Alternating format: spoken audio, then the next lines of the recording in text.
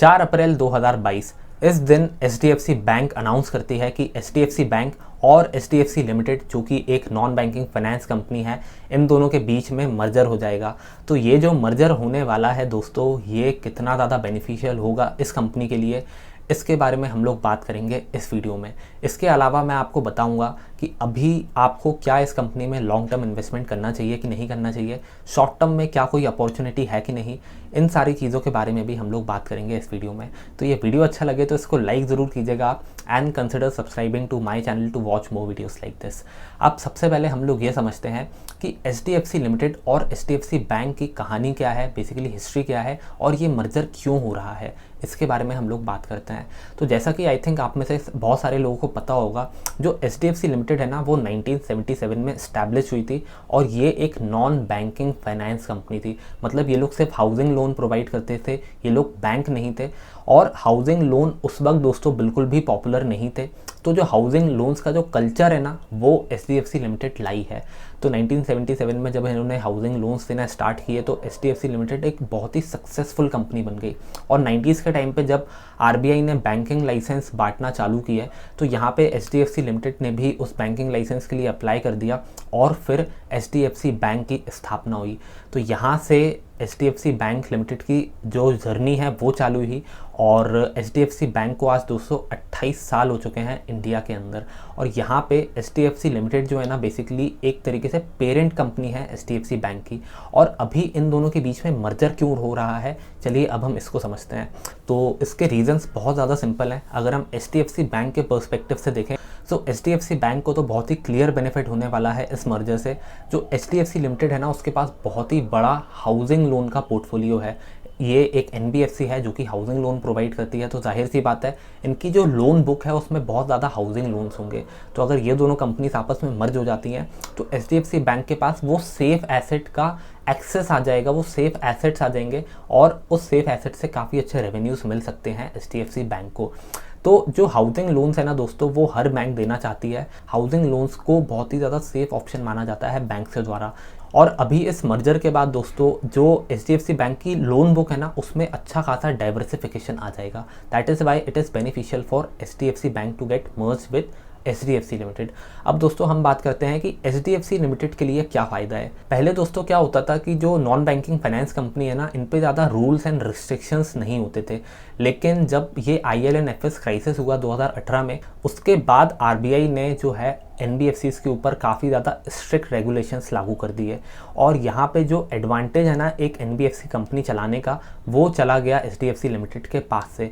सो अब क्या हो रहा था एचडीएफसी लिमिटेड के साथ कि जो ये लोग पैसा उठा रहे थे ना मार्केट से थ्रू इशूइंग बॉन्ड्स या जो एफडी वगैरह जो इनके कस्टमर्स कर पा रहे थे, उस पे इन्हें ज़्यादा हाई इंटरेस्ट देना पड़ता था। वहीं पे अगर आप एचडीएफसी बैंक को देखेंगे तो यहाँ पे एचडीएफसी बैंक में बहुत सारे लोगों के करंट अकाउंट हैं, सेविंग अकाउंट हैं, जिसमें एचडीएफसी बैंक 3-4% का इंटरेस्ट देता है सेविंग अकाउंट पे और करंट अकाउंट पे तो ज़ीरो इंटरेस्ट रहता है। तो एचडीएफसी बैंक के पास वो लो कॉस्ट फंडिंग है और उस लो कॉस्ट फंडिंग का फ़ायदा एचडीएफसी लिमिटेड उठा सकती है और उसी लो कॉस्ट फंडिंग से ज़्यादा हाउसिंग लोन्स को बांट सकती है। सो यहाँ पे एचडीएफसी लिमिटेड के लिए जो है लो कॉस्ट फंडिंग हो जाती है इस केस में। इसी वजह से ये मर्जर एचडीएफसी लिमिटेड के लिए भी बेनिफिशियल है। तो ये मर्जर दोनों कंपनीज़ के लिए बेनिफिशियल है, इतना तो मैंने आपको समझा दिया। और भी बहुत सारे रीजंस हैं लेकिन हम लोग उसमें नहीं जाएंगे, ये मेन रीज़न है दोस्तों, इसी वजह से मर्जर हो रहा है। अब हम लोग ये समझते हैं कि जो वैल्यूएशन है इस कंपनी का वो कैसा है। एचडीएफसी लिमिटेड का पीई रेशियो 20.48 का है। वहीं पे अगर आप इसको एलआईसी हाउसिंग फाइनेंस, आवास फाइनेंशियल, इनके जो पीई रेशियो हैं उससे आप कंपेयर करेंगे और बाकी कंपनीज़ के पीई रेशियो से भी कंपेयर करेंगे तो आई थिंक एचडीएफसी लिमिटेड का जो शेयर है ना, वो अभी फेयरली वैल्यूड है। अब दोस्तों एचडीएफसी लिमिटेड का जो शेयर है वो आपको सस्ता नहीं मिलेगा, चीप वैल्यूएशन पर नहीं मिलने वाला, क्योंकि ये कंपनी निफ्टी 50 का पार्ट है और निफ्टी 50 का जो भी पार्ट होती है कंपनी, उसमें भर भर के इन्वेस्ट किया जाता है इंडेक्स फंड्स के द्वारा और एफआईआईज और डीआईआईज की भी अच्छी होल्डिंग होती है जनरली इन स्टॉक्स में। तो मुझे नहीं लगता आपको चीप वैल्यूएशन में स्टॉक कभी मिलने वाला है, लेकिन अभी फेयरली वैल्यूड है I think, which is a very good thing. अब हम बात करते हैं एचडीएफसी बैंक लिमिटेड के बारे में। तो एचडीएफसी बैंक का जो पीई रेशियो है वो 22.98 का है। वहीं पे अगर आप इसको आईसीआईसीआई बैंक, कोटक बैंक से कंपेयर करेंगे तो कोटक बैंक और आईसीआईसीआई बैंक का पीई रेशियो एचडीएफसी बैंक के पीई रेशियो से ज़्यादा ही है। तो यहाँ पे एचडीएफसी बैंक भी अगेन बहुत ही रीज़नेबल वैल्यूएशन पे अवेलेबल है। मेरे ख्याल से ये कंपनी भी फेयरली वैल्यूड है और आपको फेयरली वैल्यूड भी ये कंपनी बहुत ही कम सर्कमस्टेंसेस में मिलेगी। अगर आप HDFC लिमिटेड या HDFC बैंक इन दोनों स्टॉक्स में इन्वेस्ट करने का सोच रहे हैं ना, तो आई थिंक ये एक बुरा आइडिया बिल्कुल भी नहीं है, क्योंकि दोनों ही स्टॉक मेरे ख्याल से बहुत ही ज़्यादा फेयरली वैल्यूड हैं, सही वैल्यूएशन पे आप लोगों को मिल रहे हैं। सो अभी तो मर्जर होने में टाइम है, लेकिन अभी अगर आप इसमें इन्वेस्ट करना चाहते हैं तो आप कर सकते हैं। अगर आप HDFC लिमिटेड जो कि एक NBFC है उसके अगर आप 25 शेयर्स को होल्ड करते हैं तो उसके अगेंस्ट में आपको HDFC बैंक के 42 शेयर्स मिलेंगे जब ये मर्जर कंप्लीट हो जाएगा। सो ये है इसका शेयर एक्सचेंज रेशियो। अब हम लोग बात करते हैं ट्रेडिंग अपॉर्चुनिटीज़ के बारे में। शॉर्ट टर्म में क्या कोई अपॉर्चुनिटी है बाय या सेल करने की इस स्टॉक्स में कि नहीं, इसको हम समझते हैं।